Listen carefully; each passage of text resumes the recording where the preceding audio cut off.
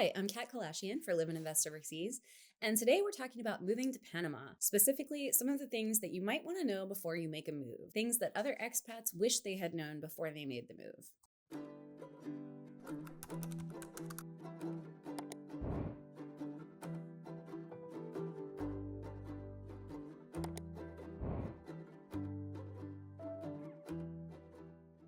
So, let's start by introducing Panama. This is a long-standing favorite among expats and retirees, with a pensioner's visa program that has often been called the gold standard among worldwide retirement programs. And it's a little country that offers a well-appointed cosmopolitan capital city, plus two long coastlines, one on the Pacific and another on the Caribbean. The country is rich in natural beauty and resources, and it's a user-friendly expat destination for folks from up north, with a familiar culture, easy-to-access residency options, and favorable tax policies. It's comfortable yet exciting.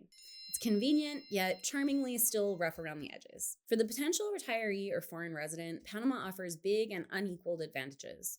Year-round warm weather, low cost of living, a foreign resident-friendly tax system, one of the best banking systems in the world, a stable political situation, a bright economic outlook, and the world's best program of discounts and perks for foreign retirees. Still, though, Panama is not for everyone. Panama City is often compared to Miami, and the similarities there are many, but life is going to be different here than you're used to, maybe more different than you're ready for. Here are a few of the things that people wish they had known before they had moved to Panama. Number one, living in Panama City isn't cheap, but the rest of the country can be. Anyone coming into Panama from another country starts their journey in Panama City, which can be misleading. The capital has an economy all its own, and it is not at all representative of the rest of the country. Costs of living in the city are likely not too far off of what you currently pay, with rents in the center of the city in the thousands and lots of grocery stores that offer a huge inventory of pricey imported goods. And even though the city isn't big and there is a metro and bus system, you're going to need a car living here, which can be a big part of your monthly budget. Just outside the city, though, your costs could be a fraction of what they'd be in the capital.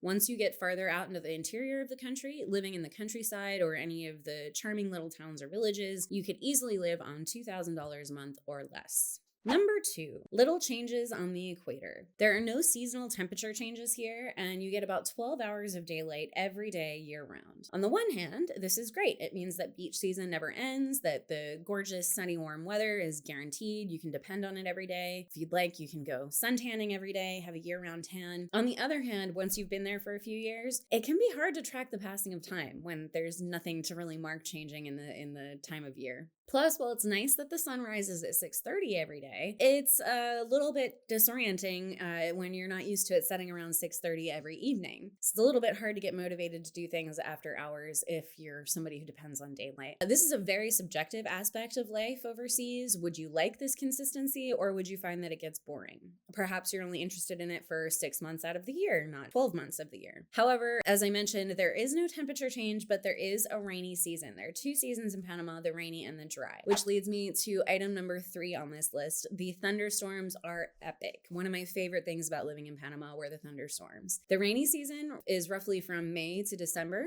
but that doesn't mean that there's 6 months of nonstop rain. The thunderstorms here are typically about 20 to 30 minutes and are usually in the afternoon, and then the rest of the day will be as sunny as ever. But while short-lived, you may be amazed, astounded at the amount of water that can fall during one of these short storms. Flooding is an easy risk. Lots of streets might get up to a foot of water in certain areas if the drainage isn't great. And this is one of the reasons that a lot of locals and expats always carry an extra pair of shoes with them wherever they go, because if you get caught out in a thunderstorm and you have to walk somewhere, you know that one or the other of your pairs of shoes is just going to be soaked. During these months, we would advise you never leave the house without an umbrella. Number 4, this is the jungle. Spiders, cockroaches, mosquitoes, snakes, scorpions, caimans, which are little small alligator guys, and other pests really abound here in Panama, even in the city to a certain extent. Once you leave the capital, though, these little critters will become a part of your daily life, especially if you're living out in the interior, not in a city, in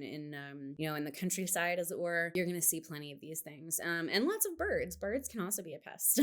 Number 5. you will need a mail forwarding account. So there is no postal service in Panama. And so to receive mail or packages from overseas, you'll need a mail forwarding service, most of which operate out of Miami. You'll get a P.O. box essentially, and you can have your family and friends, your subscriptions to magazines, anything can be sent to this address, including shipments. For example, if you want to buy things on Amazon, you'll have to do so from the US site and then have them shipped down to you.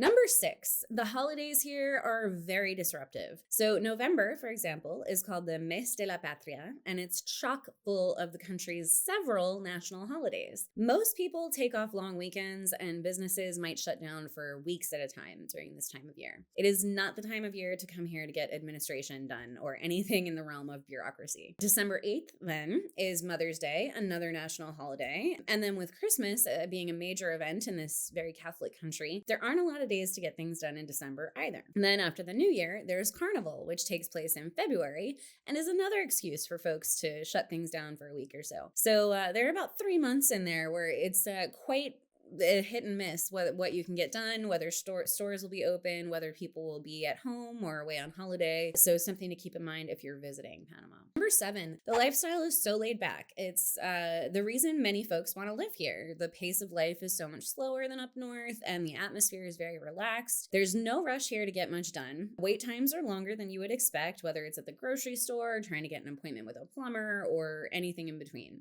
Generally speaking, there's not much urgency to life in Panama, which is a great thing, unless you need to get some kind of issue resolved, and then it can be a little bit frustrating. Number 8 is not specific to Panama. Rather, it is pretty typical in general of Latin America. It is fireworks all the time, for any reason, for all reasons, or for no reason at all. You might be surprised at how many fireworks shows you get without realizing why they're being set off in your city or town or neighborhood. And there you have it. Top 8 things expats wish they knew and want other people to know before they make their move to Panama. What is your experience in Panama? Have you lived there? Are you visiting? Are you thinking of living there? Let us know in the comments about what kind of things you would like to know about before you move, any kind of pitfalls to avoid for other expats. And of course, don't forget to like and subscribe for more videos like this every week from Live and Invest Overseas. Happy trails.